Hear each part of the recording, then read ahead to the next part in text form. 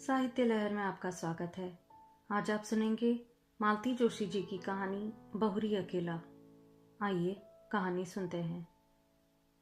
Staff room में गर्मा गर्म बहस चल रही थी। मुझे देखकर क्षण भर को सन्नाटा खिंच गया। मुझे लगा कि कहीं बहस का मुद्दा मैं ही तो नहीं हूं। तभी मिसेस झा ने कहा, लो ये आ गई मिस स्मार्ट, इन्हें भेज दो। बहुत काबिल आइटम है, कैसी भी सिचुएशन हो ब्रेवली हैंडल करती है। मिसेस सक्सेना मुंह बनाकर बोली, बेदिन गए मिसेस झा, अब तो ये मिस प्रिविलेज्ड है, इन्हें कोई हाथ नहीं लगा सकता। क्या हुआ भाई, सुबह सुबह मुझ पर इतनी कृपा दृष्टि क्यों हो रही है? मैंने आखिर पूछ ही लिया। अरे हम गरीब क्या कृपा दृष्टि करेंगे? कृपा दृष्टि तो आप पर मैम की है, इसीलिए तो आपको कोई असाइनमेंट नहीं दिया जा सकता, खासकर संडे को। मिसेस सक्सेना कुटिलता से आंखें नचाकर बोली, कुछ पता भी तो चले माजरा क्या है। मैंने कुर्सी खींचते हुए कहा। उत्तर में सबने एक साथ बोलना शुरू किया।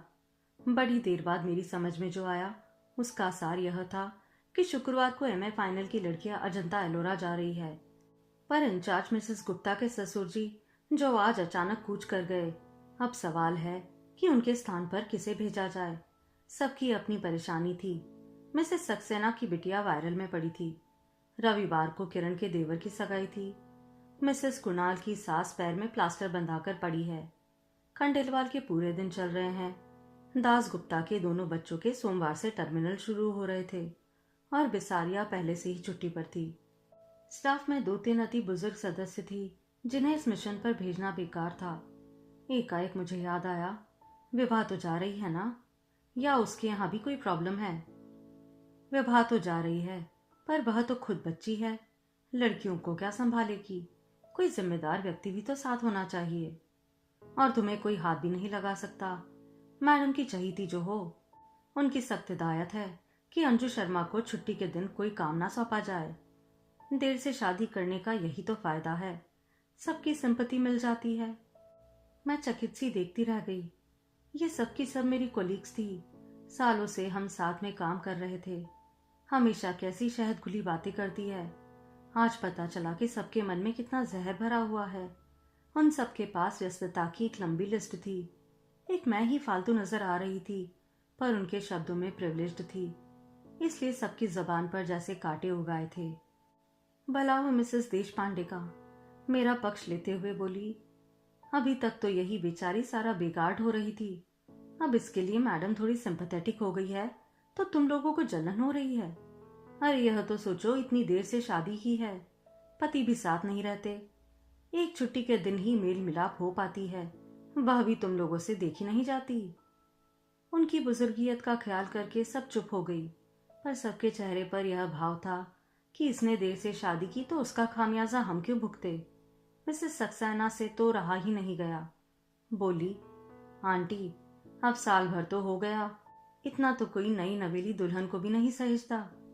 मेरा तो जैसे खून खौल गया। आप लोग यही चाहती है ना कि इस बार मैं लड़कियों के साथ जाऊं, तो चली जाऊंगी, उसके लिए इतने ताने उलानों की क्या जरूरत है? और मिस्टर हबी, उनका क्या होगा? उसकी चिंता आपको क्यों हो रही है? That is my problem. उसी तैश में मैं मैडम के कमरे में चली गई और कह दिया कि मिसेस गुप्ता के ना आने से कोई परेशानी हो तो मैं तैयार हूं। वे कुछ देर तक मुझे देखती रही, फिर बोली, it is very sportive of you. दरअसल मैं तुम्हें बुलाने की सोच ही रही थी। अकेली विभा पर तो भरोसा नहीं किया जा सकता ना। तो आप इतना संकोच क्यों कर रही थी ma'am? You are the boss, आप जिसे कहेंगी उसे जाना ही पड़ेगा। आप नहीं जानती आपके सौजन्य का लोग कितना गलत अर्थ निकालते हैं। आई डोंट केयर, मैं तो सिर्फ शर्मा जी के बारे में सोच रही थी। मैं 4-5 बार उन्हें बतला चुकी हूँ कि वे मिस्टर कश्यप हैं, शर्मा नहीं, पर उन्हें याद ही नहीं रहता। अब तो मैंने टोकना भी छोड़ दिया है, इसलिए उनके सुर में सुर मिलाकर कहा, आप शर्मा जी की चिंता ना करें, मैं उन्हें फोन कर दूंगी। वे भी सरकारी नौकर है, ड्यूटी का मतलब समझते हैं।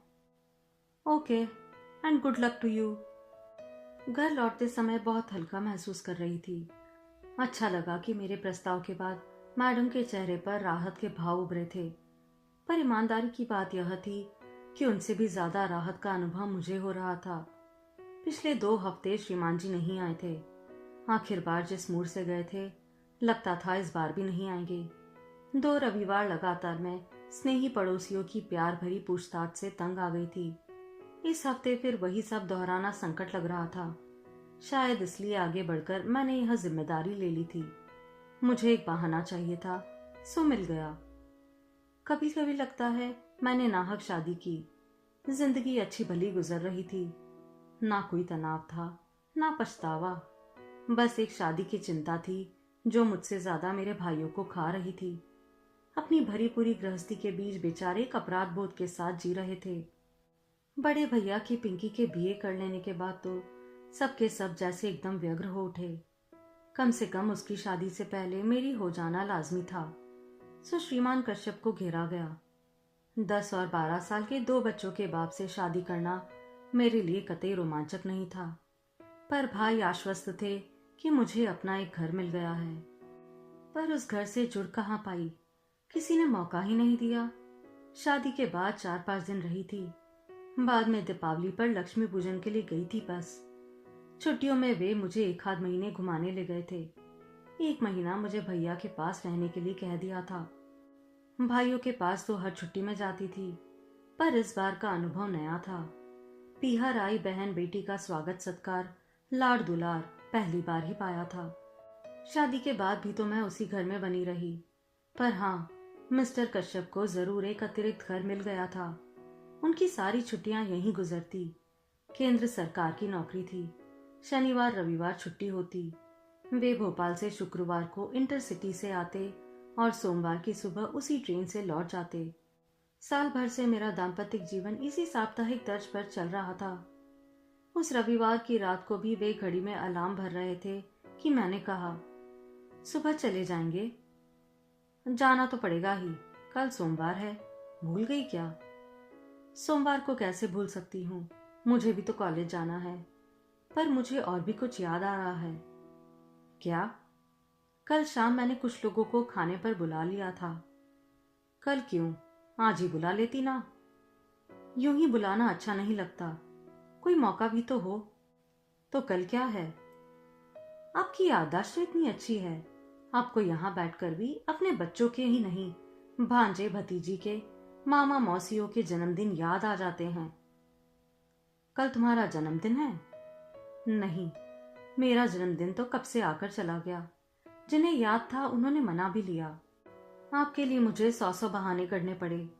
एक साड़ी अपनी ओर से खरीदकर आपके उपहार के तौर पर पेश करनी पड़ी। मेरा जन्मदिन आपको याद नहीं रहा, कोई बात नहीं, पर कल की तारीख तो आपको याद रखनी चाहिए, या कि उसका भी आपके निकट कोई महत्व नहीं है। ना चाहते हुए भी मेरी आवाज थोड़ी तल्लख हो गई थी। उन्होंने कैलेंडर की ओर नजर डाली। ओह, कल 11 नवंबर है। मतलब अपनी शादी को 1 साल पूरा हो गया। धन्य भाग्य, आपको याद तो आया, पर आपने इस तरह से मुंह क्यों लटका लिया? मैंने रुकने के लिए कहा जरूर है, पर कोई समस्या हो तो रहने दीजिए। सेलिब्रेशन का मूड अगर है तो मैं साथ चले चलती हूँ, नहीं तो उसकी भी कोई जरूरत नहीं है।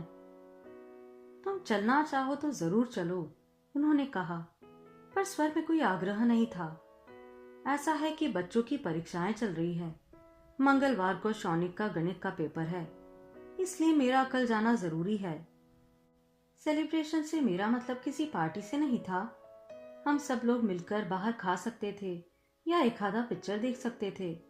बच्चों की परीक्षाएं चल रही है तो कोई बात नहीं, हम लोग दिन भर साथ ही रह लेते। यह प्रस्ताव आपकी ओर से आता तो मैं उतने में ही खुश हो जाती, पर आपको तो याद ही नहीं था। आपको अम्मा जी के ठाकुर जी तक की याद रहती है। पिछली रामनवमी और जन्माष्टमी पर श्रृंगार का सारा सामान यहीं से ले गए थे। बस आपको मेरा जन्मदिन या अपनी शादी की सालगिरह याद नहीं रहती। बार बार बच्चों का, अम्मा का ताना क्यों दे रही हो? वे लोग मेरी जिम्मेदारी है। और मैं क्या हूं? सिर्फ जरूरत। कैसी जरूरत? यह भी बताना पड़ेगा। कुछ देर तक कमरे में भीषण चुप्पी छाई रही। फिर मैंने ही कहा, आप बच्चों के सामने एक आदर्श पिता बने रहना चाहते हैं, इसलिए मुझे तरजीह नहीं देते, जानती हूँ। इसलिए आज तक आपने मेरे स्थानांतर के लिए प्रयत्न नहीं किया। आश्चर्य तो यह है कि अम्मा जी ने भी कभी इसके लिए जोर नहीं दिया। Please leave my mother alone. मैं कोई उन्हें गाली नहीं दे रही हूं, एक बात कह रही हूं। कोई भावुक महिला होती तो कहती, बहू तुम आकर जल्दी से अपना घर बार संभालो और मुझे छुट्टी दो। पर वे बड़ी प्रैक्टिकल है, उन्हें यही व्यवस्था रास आ गई है। घर में उनका एक छत्र शासन भी बना रहता है और बेटे को कोई परेशानी भी नहीं होती। वह आदर्श बेटा बना रहता है, आदर्श पिता बना रहता है और उसकी साप्ताहिक आनंद यात्रा भी निर्विघ्न चलती रहती है। आनंद यात्रा? वाह, तुम क्या सोचती हो तुम कोई हुस्न परी हो जिसके लिए मैं दीवाना हो चला आता हूं। ठक लगा जैसे किसी ने कलेजे पर एक घुसा जड़ दिया हो। बड़ी मुश्किल से मैं उस पीड़ा को जब्त कर पाई। फिर अत्यंत कसैले सुर में कहा, मैं हुस्न परी होती तो 34 साल तक अनब्याही ना बैठी रहती और ना ही 2 बच्चों के बाप से शादी करती। यह बात कहने के साथ ही मैं दीवार की ओर मुंह करके लेट गई थी, इस कारण उनका चेहरा नहीं देख पाई, पर वह जरूर स्याह पड़ गया होगा। वे उस रात कब और कहां सोए मैं नहीं जानती। सुबह अलार्म बजा पर मैं नहीं उठी। उन्होंने शायद अपने से ही चाय बनाई थी, पर मैं दम साधे पड़ी रही। जाते समय उन्होंने मुझे आवाज दी भी हो तो पता नहीं। सुबह उठी तो लगा जैसे एक भयानक स्वप्न देखकर जागी हूं। उसके बाद आज तीसरा शुक्रवार है। जनाब की कोई खबर नहीं। रूठ कर गए हैं, सोचा होगा मना लेगी, पर हम मिट्टी के नहीं बने हैं, बल्कि गुस्सा तो हमें आना चाहिए था। अपमान तो हमारा हुआ है। सच तो यह है कि उनके ना आने से मुझे राहत ही मिली थी, क्योंकि मुझे लग रहा था कि अब मैं उस व्यक्ति का स्पर्श सहन नहीं कर पाऊंगी। सुबह बैग भर रही थी कि फोन खड़का। मैं बोल रहा हूं। मैं, कितना जबरदस्त अहम है, जैसे आवाज सुनते ही पहचान लिए जाएंगे। अच्छा आप हैं, कहिए। हम लोग रात को 9 बजे तक पहुंच रहे हैं। फोन इसलिए किया है कि खाना बनाकर रख सको। पिछले 2 शुक्रवार से मेरा खाना बर्बाद हो रहा था, पर मैंने उसका जिक्र ना करते हुए कहा, हम लोग मतलब? बच्चे भी साथ आ रहे हैं, इसलिए बस से आ रहा हूं। ट्रेन बहुत लेट पहुंचती है। मैं पशुपेक्ष में पड़ गई। मेरी चुप्पी से वे भी थोड़े विचलित हो गए। क्या हुआ, कोई समस्या? कहो तो बच्चों को ना लाऊं। बड़ी मुश्किल से उन्हें राजी किया था। बच्चे आ रहे हैं तो दे आर मोस्ट वेलकम, लेकिन सचमुच एक समस्या आ गई है। मैं आज शाम को अजंता एलोरा जा रही हूं। प्रोग्राम बदल नहीं सकती? नहीं, क्योंकि ये प्लेजर ट्रिप नहीं है। कॉलेज की लड़कियों के साथ इंचार्ज बनकर जा रही हूं। पर तुम ही क्यों? मैं क्यों नहीं?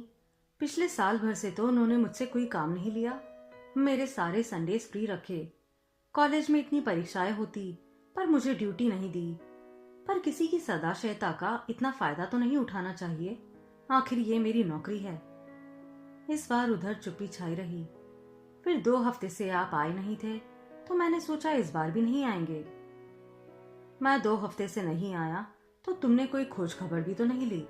एक बार फोन ही कर लेती। कारण मुझे मालूम था, इसलिए फोन नहीं किया। मैं बीमार भी हो सकता था। बीमार होते तो फोन करते। आप तो नाराज थे। मैं तो आज भी आशा नहीं कर रही थी। शायद मम्मी जी ने। हर बार मम्मी को बीच में क्यों ले आती हो? बहुत श्रद्धायुक्त अंतकरण से कह रही हूं कि शायद मम्मी जी ने ही समझाया होगा कि कमाऊ बीवी से बनाकर चलना चाहिए। उधर से फोन पटकने की आवाज आई। मैंने भी परवाह नहीं की। अगर आप कड़वी बात कह सकते हैं तो सुनने की भी हौसला रखो। जब सुन नहीं सकते तो कहते क्यों हो? कॉलेज से लौटते हुए अचानक ख्याल आया कि सफर के लिए कुछ जरूरी चीजें ले लूं। घर की ओर मुड़ने की बजाय मैं बाजार की ओर मुड़ गई। वह शायद मेरी होनी ही थी जिसने मुझे इस बात के लिए प्रेरित किया था, क्योंकि उस ओर मुड़ते ही एक स्कूल बस मेरे सामने आ गई। उसे बचाने के लिए मैं सड़क के इतने किनारे चली आई कि गिर ही पड़ी। क्षण भर को आंखों के सामने अंधेरा छा गया। पल भर में वहां भीड़ जुटाई। 4 सहृदय लोगों ने मुझे स्कूटी के नीचे से निकाला और पास के अस्पताल में पहुंचाया। मैंने तुरंत एक फोन पड़ोस में किया और एक कॉलेज में। नीतू और उसकी मम्मी फौरन दौड़ी चली आई और पूरे समय मेरे साथ बनी रही। कॉलेज में फोन करने का मेरा उद्देश्य सिर्फ यह था कि वे लोग मेरे भरोसे ना रहे, पर खबर मिलते ही प्रिंसिपल मैडम भी 2-3 लोगों के साथ आ गई थी और जाते समय अपनी कार छोड़ गई। रात 10 बजे जब मैं घर लौटी तो मेरे बाएं हाथ में प्लास्टर था। बाएं पैर की पिंडली में 6-7 टाके थे और घुटने और कंधों पर खरोंचे थी। सौभाग्य से सिर पर कोई चोट नहीं थी, पर वह बेतरह घूम रहा था। घर आते ही पस्त होने से पहले मैंने बड़े भैया को फोन लगाया। मेरे कुछ कहने से पहले ही वे बोल उठे, अरे इतनी देर तुम कहाँ थी? मैं कब से फोन लगा रहा हूँ। उनके स्वर में उल्लास फूट रहा था। मैंने अपनी बात को कुछ देर मुलतवी करके कहा, थोड़ा बाजार तक गई थी। पर आप मुझे क्यों ढूंढ रहे थे? अरे वो बीकानेर वाले पिंकी को देख गए थे ना, उनके यहाँ से हाँ आ गई है। अरे वाह, बधाई। लड़का 3 महीने के लिए जापान जा रहा है, इसलिए माँ के साथ एक बार मिलने आ रहा है। मेरी इच्छा थी कि कल तुम दोनों आ जाते तो लड़का देख लेते। दरअसल क्या है भैया, मैं कॉलेज की लड़कियों के साथ टूर पर जा रही थी तो इन्हें आने के लिए मना कर दिया था। कब जा रही हो? आज ही जाना था, पर पता नहीं कैसे स्कूटी से गिर पड़ी। पट्टी वगैरह करवाकर अभी लौटी हूँ। ज्यादा चोट तो नहीं आई? चोट तो ज्यादा नहीं है, पर आना जरा मुश्किल लग रहा है। खैर कोई बात नहीं, टेक केयर। इन लोगों से निपट लूं, फिर आता हूँ। नीतू मुझे देखती रह गई। यह क्या? आपने ठीक से बताया क्यों नहीं? वे बिटिया का रिश्ता तय कर रहे हैं, इस समय मैं उन्हें डिस्टर्ब नहीं करना चाहती। जीजा जी को तो फोन कर दिया होता। नहीं रे, यहाँ नहीं आना था, इसलिए उन्होंने टूर प्रोग्राम बना लिया था। घर पर अम्मा जी और बच्चे अकेले होंगे, इतनी रात को फोन करूंगी तो परेशान हो जाएंगे। जीजा जी के पास मोबाइल नहीं है? यही तो सोच रही हूँ, इस जन्मदिन पर उन्हें प्रेजेंट ही कर दूंगी। बहुत परेशानी होती है। अच्छा नीतू, आज की रात तुम मेरे पास रह जाओगी, कल से मैं बसंती को बोल दूंगी। कैसी बात कर रही हो, आज तो मुझे रुकना ही था। अपने घर पर खबर भी की होती तो सुबह से पहले कोई आता थोड़ी ही। वह रात बड़ी मुश्किल से कटी। उपचार के समय उन्होंने जरूर कोई निश्चेतक दवाई दी होगी। उसका असर धीरे धीरे कम हो रहा था और दर्द अपना अस्तित्व जताने लगा था। यूं तो दर्द निवारक गोलियां भी दी गई थी, पर उन्हें कारगर होने में थोड़ा समय लगता ही था। घर का कोई साथ में होता तो मैं उसे सारी रात सोने नहीं देती, पर पराई लड़की को परेशान कैसे करती, सो सहनशीलता का नाटक करना ही पड़ा। दर्द के घूंट पीते हुए मैं बराबर उस एक व्यक्ति को कोस रही थी। मिस्टर कश्यप, आपने साल भर में कोई और तोहफा तो दिया नहीं, पर शायद बद्दुआ दिल खोल कर दी है, उसी को भुगत रही हूँ। नहीं तो 10 साल से गाड़ी चला रही हूँ, कभी एक खरोच तक नहीं आई। मुश्किल तमाम रात के तीसरे पहर थोड़ी सी आंख लगी, पर नीतू ने 7 बजे ही चाय के लिए जगा दिया। उसका कहना भी ठीक था।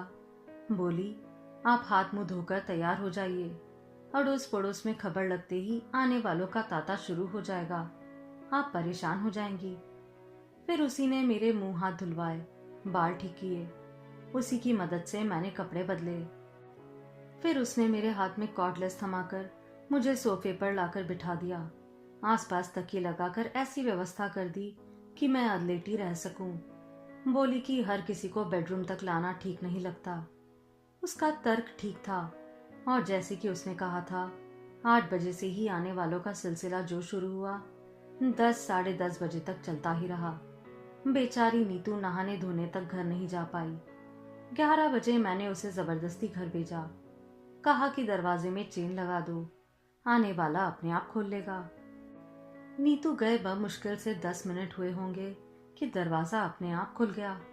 मैं तो चकित थी कि ना दस्तक ना घंटी, ऐसे औचक कौन आ गया।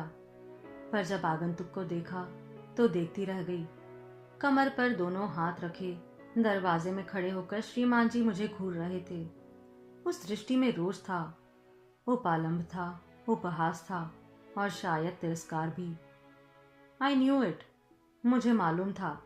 तुम्हें कहीं आना जाना नहीं था, सिर्फ मुझे टालने के लिए बहाना बनाया गया था। I was dead sure. वे जिस तरह मुझे घूर रहे थे, मैं भी एकटक उन्हें देख रही थी। मेरी आंखों में ओपालम की मात्रा शायद ज्यादा गहरी थी, क्योंकि थोड़ी देर बाद उन्होंने अपनी नजर फेर ली। उनकी नजर हटते ही मैंने कॉर्डलेस पर पड़ोस का नंबर मिलाया। सॉरी नीतू डार्लिंग, तुम्हें फिर से कष्ट दे रही हूँ, पर क्या है कि तुम्हारी जीजाजी आ गए हैं। एक कप चाय बनाकर दे जाओगी तो अच्छा रहेगा। मेरे लिए पड़ोसियों को कष्ट देने की कोई जरूरत नहीं है, उन्होंने कसैले स्वर में कहा। अब वे दरवाजा छोड़कर सामने कुर्सी पर बैठ गए थे। अगर घर में चाय बनाने में कोई प्रॉब्लम है तो मैं बाहर पी सकता हूँ। वैसे भी मैं यहाँ रुकने वाला नहीं हूँ, सिर्फ देखने चला आया था। मैं भी उन्हें चाय पिलाने के लिए बहुत व्यग्र नहीं थी, बस चाहती थी कि इस समय हम दोनों के बीच कोई तीसरा आकर बैठ जाए। मुझे पता था कि जीजाजी का नाम सुनते ही नीतू दौड़ी चली आएगी, और वही हुआ। 5 मिनट में नीतू 2 कप चाय लेकर हाजिर हो गई। हाय जीजाजी, नीतू ने चहकते हुए स्वागत किया और हुलसकर पूछा, आपको कैसे पता चला? दीदी तो फोन ही नहीं कर रही थी। पता करने वाला पता कर ही लेता है, इन्होंने कुटिल मुस्कान के साथ कहा। बेचारी नीतू इनका मंतव्य समझ नहीं पाई, अपनी ही रो में बोली, मम्मी यही तो कह रही थी कि दिल से दिल को राह होती है, फोन करने की क्या जरूरत है। फिर इन्हें चाय पकड़ाते हुए मुझसे बोली, दीदी अब आप भी उठकर चाय पी लो, सुबह से बोल बोलकर दिमाग चकरा गया होगा। वो मुझे सहारा देकर उठाने लगी और इनके चेहरे का रंग बदलने लगा। मेरी अदलेटी मुद्रा को वे अनादर का प्रदर्शन समझ रहे थे। अब उन्हें कुछ कुछ समझ में आ रहा था। उठने की प्रतिक्रिया में जब मेरा शॉल कंधे से खिसक गया तो उनकी नजर प्लास्टर पर पड़ी। अरे ये हाथ को क्या हो गया? गनीमत है कि सिर्फ हाथ ही टूटा है। आप खुशकिस्मत है जीजाजी कि ये सही सलामत बच गई, वरना क्या से क्या हो जाता। तुम्हें मैं सही सलामत नजर आ रही हूँ? अरे हाथ ही तो टूटा है। सब लोग कह रहे थे कि किस्मत वाली थी जो सड़क के किनारे गिरी, अगर बीच में गिरती तो सोचो क्या होता। उस कल्पना मात्र से मुझे झुरझुरी हो आई। मैंने नीतू से कहा, थोड़ी हेल्प कर देगी तो मैं भीतर जाकर थोड़ा लेट लूंगी। हाँ, अब आप बिल्कुल आराम करो, कोई आएगा तो जीजाजी निपट लेंगे। बिस्तर पर लेटते हुए मैंने कहा, बसंती को 2 दिन के लिए छुट्टी दे दी थी, अगर किसी के हाथ खबर भिजवा दोगी तो वे आ जाएगी, 2 रोटी ही डाल जाएगी। बसंती को मैं खबर कर दूंगी, पर आप रोटी की चिंता क्यों करती है? हम लोग क्या इतना भी नहीं कर सकते? तुम ही लोग तो कर रहे हो, पड़ोसी और होते किस लिए हैं? नीतू जब चली गई तो ये कमरे में आकर बोले, इतना सब हो गया तो क्या मुझे फोन नहीं कर सकती थी? मैंने एक क्षण उनकी ओर देखा और कहा, फोन कर भी देती तो क्या आप विश्वास कर लेते, या इसे भी एक बहाना समझते? वे चुप हो गए। फिर बड़ी देर तक एक मौन हम दोनों के बीच पसरा रहा। फिर कुछ देर बाद फोन बजा। मेरा कॉर्डलेस बाहर ही छूट गया था, इसलिए फोन इन्हें ही उठाना पड़ा। शायद बड़े भैया का था, मेरा हालचाल पूछ रहे थे। मैं जब तक इन्हें सावधान करती वे सब ब्यौरा दे चुके थे। फिर तो मेरी पेशी होनी ही थी। ये क्या कर बैठी तुम? और रात को मुझे बताया क्यों नहीं? मैं उसी समय चला आता। आप आ भी जाते तो सुबह फिर मेहमानों के लिए भागना पड़ता। अब आपकी उम्र इतनी भागदौड़ करने की नहीं है। वैसे चिंता की कोई बात नहीं है, पड़ोसी बहुत अच्छे हैं, और अब तो ये भी आ गए हैं। हाँ, अभी फोन पर उनकी आवाज सुनकर थोड़ा संतोष तो हुआ। अच्छा, तो हम लोग सुबह आते हैं, टेक केयर। भैया के फोन के बाद फिर से सन्नाटा छा गया। ये पेपर पढ़ते रहे, मैं सोने की कोशिश करती रही। नीतू दोनों की थालियां लेकर आई, तभी यह नीरवता भंग हुई। नीतू बोली, मम्मी तो कह रही थी कि जमाई जी को यहीं बुला लो, ठीक से खा लेंगे, पर मैंने कह दिया कि दीदी अकेली बोर हो जाएगी। वो अच्छी हो जाएगी, फिर दोनों को एक साथ बुलाकर खूब खातिरदारी कर लेना। एक बात और, जाते हुए मैं बाहर से ताला डालकर जा रही हूँ, नहीं तो मोहल्ले भर की आंटी लोग तंग करती रहेंगी। रात भर की जगी हो, थोड़ा आराम कर लो। खोलोगी कब? 4 बजे चाय लेकर आऊंगी ना। और सचमुच वह हमें ताले में बंद करके चली गई। वह जब तक रहती है पटर पटर करती रहती है। घर भरा भरा लगता है। उसके जाते ही एक निचाट सूनेपन ने घेर लिया। उस सहज एकांत से निजात पाने के लिए मैंने ही कहा, आप तो आज ही जाने वाले थे ना, तो दिन में निकल जाते, रात में ठंड से परेशान होंगे। वे एक क्षण मुझे घूरते रहे, फिर बोले, मुझे क्या इतना गया गुजरा समझ लिया है कि मैं तुम्हें इस हालत में छोड़कर चला जाऊंगा। एक तरह से बात यहीं पर एक अच्छे बिंदु पर समाप्त हो जानी थी, पर मेरे मन में तो प्रतिरोध की आंख धधक रही थी। वह उसने परी वाला डायलॉग मेरे कलेजे में कील की तरह गड़ गया था। उसी ने मुझे चुप नहीं रहने दिया। मैंने बड़े नाटकीय अंदाज में कहा, मेरी ऐसी हालत है तभी तो कह रही हूँ, रुक कर क्या करेंगे। वे आवाक होकर मुझे देखते रह गए। What do you mean? कुछ नहीं, एक पुरानी बात याद आ गई। एक बार आए थे और मैं, उस दिन आप कितना नाराज हुए थे। कहा था कि फोन तो कर देती, बेकार में 200-250 का चूना लग गया। उनका चेहरा फक पड़ गया। डूबती सी आवाज में बोले, उस बात को अब तक गांठ बांधते बैठी हो। यही क्यों, और भी बहुत सी है। सारी गांठें खोलने बैठ जाऊंगी तो सुबह से शाम हो जाएगी। तुम तो ऐसे कह रही हो जैसे तुम पर बहुत अत्याचार करता रहा हूं। प्रचलित मायनों में जिसे अत्याचार कहते हैं वह तो आप नहीं कर सकते थे, क्योंकि मैं उतनी बेचारी नहीं हूं। आपका तरीका बड़ा सोफिस्टिकेटेड है और अप्रोच बहुत ही प्रैक्टिकल। बहुत आसानी से आप सामने वाले की भावनाओं को अनदेखा कर देते हैं। मसलन अब कहाँ से शुरू करूं? चलिए शुरू से करते हैं। याद है जब शादी के बाद पहली बार हम लोग इस घर में आए थे, मेरी सहेलियों ने घर को बहुत कलात्मक ढंग से सजाया था। हमारा स्वागत भी बहुत शानदार हुआ था। हार फूल, संगीत, उपहार, मिठाई और लोग इतने कि पैर रखने की जगह नहीं थी। इसके बाद जब हम अकेले हुए तो आपका प्रश्न था, फ्लैट तो बहुत सुंदर है, कितने का पड़ा? क्या मुझे यह पूछने का हक नहीं था? जरूर था, पर आपकी टाइमिंग गलत हो गई। उस एकांत की अवहेलना कर आप इंदौर और भोपाल की कीमतों की तुलना करते रहे। बातों बातों में आपने यह भी पूछ लिया कि मैंने लोन बैंक से उठाया था या जीपीएफ से लिया था, और यह भी कि किससे पड़ गई है या कि बाकी है। मेरे ख्याल से मुझे यह पूछने का हक नहीं था। हक 100% है, पर यह विषय उस दिन के लिए नहीं था। मुझे मालूम है, मेरी शादी में मेरी नौकरी, मेरा वेतन, मेरा फ्लैट प्लस पॉइंट्स थे, पर वे ही अहम मुद्दा बनकर रह जाएंगे और मैं गौण हो जाऊंगी, यह नहीं सोचा था। अगली बार आप जब आए तो आपने नॉमिनेशन के बारे में पूछा था। मैंने दोनों भाइयों के बेटों को फ्लैट और जीपीएफ के लिए नॉमिनेट किया था। आपने कहा था कि अगर नामांकन बदलना है तो फुर्ती करनी होगी, नहीं तो बाद में बहुत परेशानी होती है। इसमें गलत क्या था? सरकारी दफ्तर में काम करता हूँ, रोज देखता हूँ कि लोग बाद में कितने परेशान होते हैं। मैं भी जानती हूँ, पर महीने भर पहले ब्याही औरत भविष्य के सपने देखती है।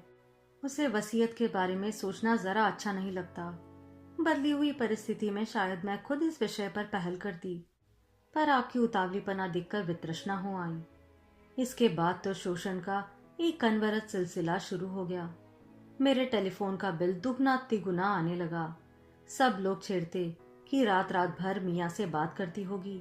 उन्हें क्या पता कि मियाँ ने घर पर बात करने के लिए एकदम मना किया हुआ है, और दफ्तर में बात करना मुझे अच्छा नहीं लगता। उन्हें कैसे बताती कि यहाँ आकर श्रीमान को सारे दोस्तों के, भाई भतीजों के जन्मदिन याद आ जाते हैं। सारे रिश्तेदारों की मिजाज पुरसी और मातम पुरसी यहाँ से होती है। यह तो शायद तुम्हें भी पता होगा कि लॉन्ग डिस्टेंस कॉलिंग संडे को सस्ती पड़ती है, और अक्सर संडे में यहीं होता हूँ। हाँ, तो मुझे पता है। मुझे यह भी पता है कि इंदौर का कपड़ा मार्केट बहुत अच्छा है, इसलिए चादरें और पर्दे यहीं से खरीदने चाहिए। यहाँ के रेडीमेड गारमेंट की मंडी भी बहुत मशहूर है, इसलिए बच्चों के जन्मदिन के कपड़े यहीं से लेने चाहिए। यहाँ जब तक गर्म कपड़ों की सेल लगती है, इसलिए अम्मा जी के लिए शॉल और स्वेटर यहीं से जाएगा।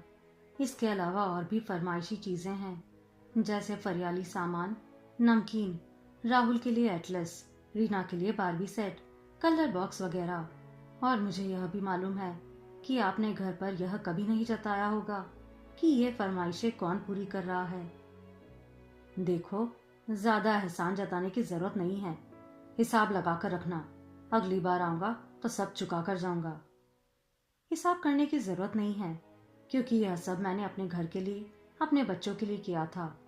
जिस तरह शादी के बाद यह घर आपका हो गया, मैंने सोचा कि वह घर भी अब मेरा ही है।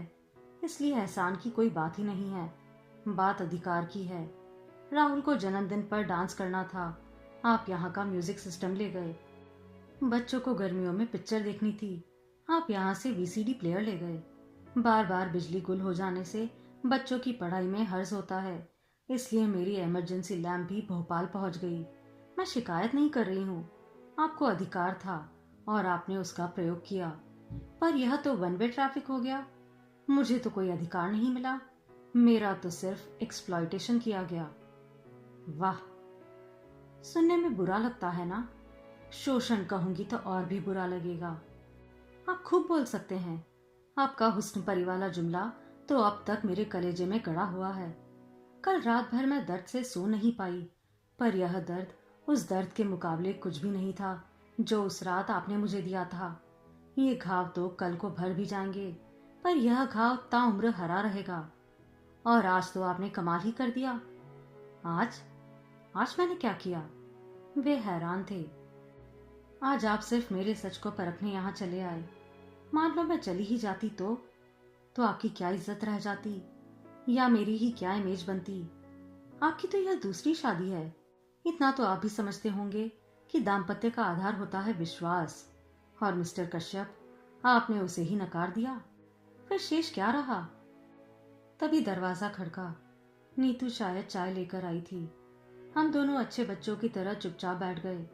वैसे भी बोल बोल कर मैं इतना थक चुकी थी कि कुछ देर आंखें बंद करके लेटना चाहती थी, और चाय पीकर मैं सचमुच लेट गई।